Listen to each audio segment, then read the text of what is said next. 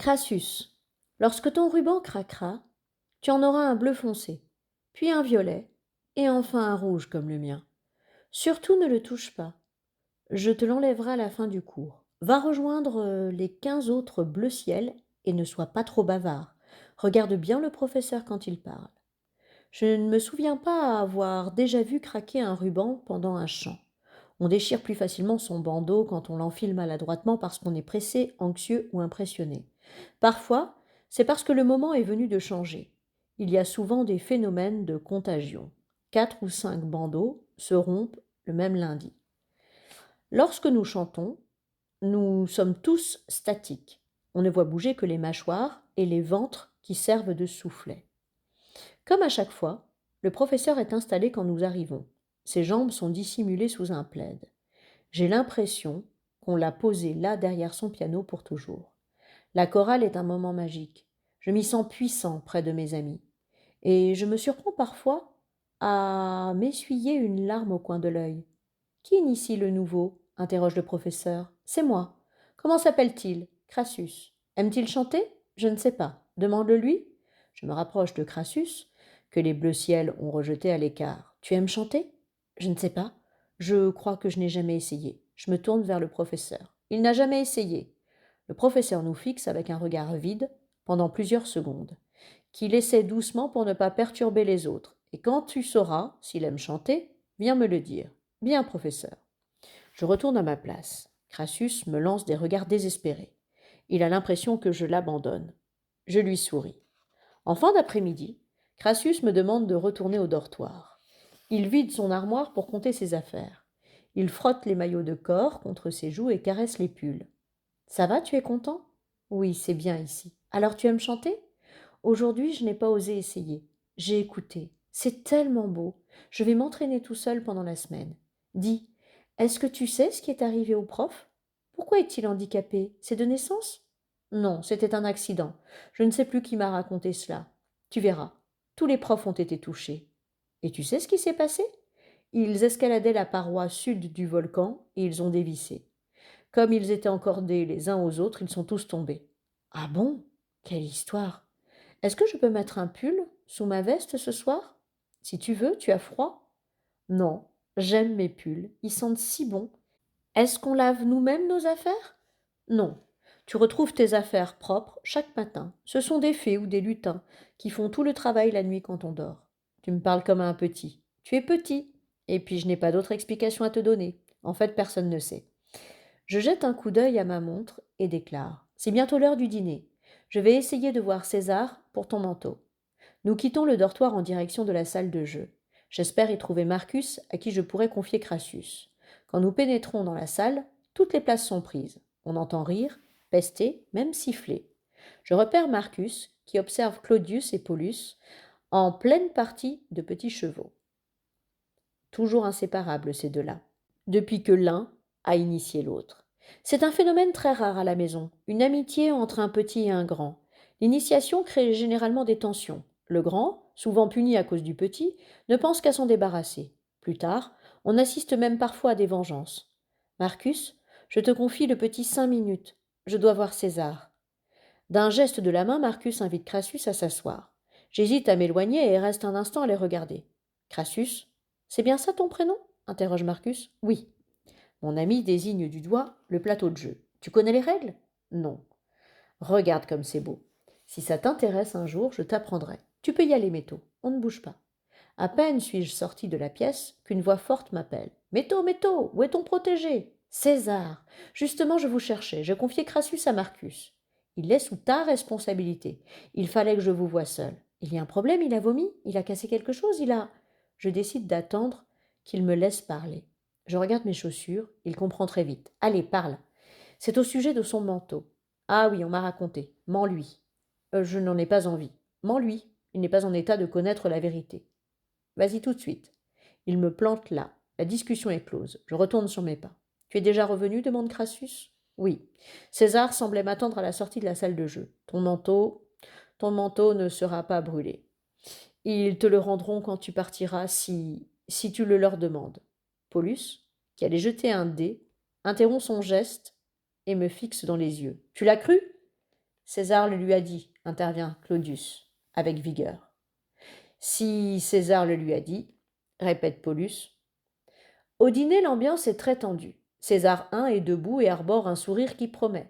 Crassus semble plus serein. Je le regarde. Je me sens coupable. Mais César a raison. Quand il aura grandi, il sera plus à même de comprendre et d'accepter la vérité. De plus, je ne serai plus là pour qu'il me le reproche. J'aurai craqué depuis longtemps. Chaque enfant a regagné sa place et attend dans un silence parfait. César commence. Caeso et Décimus se sont battus. Sanction. 24 heures de chambre froide. Application immédiate. 2. Les rouges sont intervenus trop tard. Sanction. Une claque tournante. Application à 20 heures ce soir dans le dortoir. Bon appétit. Décimus et Caeso se lèvent et suivent César V. Ils ont du mal à contenir leurs larmes. J'ai expérimenté cette punition qu'entre nous nous appelons le frigo. Dans cette prison obscure, la température ne dépasse jamais 0 degré. Ils vont apprendre à se connaître. Ils auront besoin d'être solidaires pour survivre. César lève sa fourchette. Le conte peut commencer. Aux tables des grands, des regards s'échangent. Certains montrent de la colère, d'autres de l'indifférence ou de la résignation. Crassus me chuchote à l'oreille. Toi, tu n'étais pas là quand c'est arrivé? Tu ne risques rien. Je suis rouge, donc je suis concerné. Le petit me regarde, horrifié. Je ne comprends rien. Il marque une pause puis demande. Ça fait mal une claque tournante? Tu verras, ça dépend. Ne t'inquiète pas pour ça. Ce n'est pas ma première. Surtout, Crassus, ce soir, ne mange pas trop. À 20 heures précises, César III entre dans le dortoir, un petit sac noir à la main. Tous les grands s'approchent et piochent, chacun à son tour, un jeton de bois sur lequel est inscrit un numéro. Moi, j'ai le 14. Ensuite, nous formons un cercle en respectant l'ordre indiqué par le tirage au sort. César se place alors au centre et demande si nous sommes prêts. Je commence. Attention, 1, 2, 3. En entendant son numéro, le 1 assène une violente gifle au 2 qui pivote et frappe le 3, et ainsi jusqu'au numéro 16 qui frappe le numéro 1. César laisse 3 secondes entre chaque coup. 13, clac, 14, clac, 15, clac, 16, clac. C'est fini. César tend le petit sac et chacun s'avance pour rendre son jeton avant de gagner son lit. Octavius était en 13e position et ne m'a pas raté, malgré son majeur amputé. Moi, j'ai allumé Tibérius, dont la joue molle a bien sonné. César est parti. Je retrouve Crassus au pied de son lit, les mains sur les oreilles. Je le rassure. Tu vois, je ne suis pas mort. Vous pourriez taper moins fort. Nous n'avons pas le choix. Si quelqu'un fait semblant, César peut nous imposer un deuxième tour qui, en général, est beaucoup plus violent, chacun voulant être sûr que c'est bien le dernier. Tibérius passe devant moi en se frottant la joue. C'était trop fort, Tibérius? Non, c'était parfait, Métaux. Bonne nuit. Je me retourne vers Crassus pour mes dernières instructions. Monte doucement dans ton lit et couche-toi bien au milieu. Sors les bras. Ce soir, pour te montrer, c'est moi qui vais te border. Crassus s'exécute. Je tire sur ses draps. Il pousse un petit cri. Tu serres trop, ça fait mal. Tu dois apprendre à dormir comme ça. Ainsi, la nuit, si tu rêves, tu ne risques pas d'endommager ton lit. Je ne peux pas respirer, se plaint-il. Tu vas y arriver. Calme-toi, fais un effort. J'ai mal au ventre. Tu as encore trop mangé. Non, c'est le drap qui m'appuie sur l'estomac. Tu sais, je n'ai pas touché au dessert. Ah, j'ai mal. Arrête de parler. Concentre-toi sur ta respiration. Ton corps va s'habituer et tu vas t'endormir. Alors ça y est, on a bordé son bébé, me lance Marcus. Tu verras quand ce sera toi qui joueras les nounous. Ce soir, c'est au tour de Paulus d'aller éteindre la lumière centrale. Au retour, l'obscurité est totale. S'il ne veut courir aucun risque, celui qui est chargé de cette tâche doit, pendant la journée, s'entraîner à prendre des repères, à compter ses pas pour ne rien casser. En terminant de coincer mes draps, je me tourne vers mon protégé. Bonne nuit, Crassus. Cette nuit, tu dors au chaud.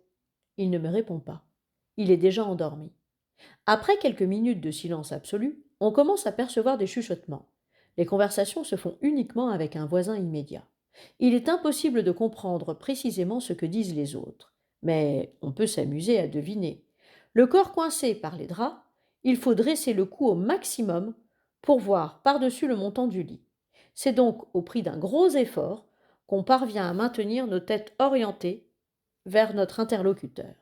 Il n'est pas question de desserrer l'étreinte de la couverture pour poser, ne serait-ce qu'un instant, les coudes. Le sommeil nous surprend toujours si brutalement. Étant près d'une cloison, je n'ai qu'un seul voisin immédiat, Marcus. C'est cette position qui nous a rapprochés lorsque nous étions bleu clair et que, le soir venu, des larmes soudaines nous submergeaient. Marcus chuchote. Encore un peu de salive pour ton pote? J'ai attendu ce moment toute la journée. Tu as parlé à Rémus, aujourd'hui? Oui, un peu, comme d'habitude. Il ne t'a rien dit pour ce matin? Non, pourquoi? Que s'est-il passé? Il n'était pas dans la salle des lavabos au moment de la visite des soldats. Tu es sûr? Il faut croire qu'ils l'ont laissé dormir, et qu'ils ne l'ont pas puni. Tant mieux pour lui. Mais peut-être ne l'ont-ils tout simplement pas vu. Moi, en revanche, j'en ai vu un. Marcus marque un temps d'arrêt. Il détend son cou, pendant quelques secondes, en se tournant vers le plafond. J'en profite pour en faire autant. Tu as osé? Alors, ils sont effrayants? Oui, effrayants. La deuxième fois, on doit avoir moins peur. Tu recommenceras alors? Oui, je veux savoir. Même si j'ai peur. Moi aussi, je veux savoir. Les chuchotements s'arrêtent un à un, comme par contagion, dans un temps très court.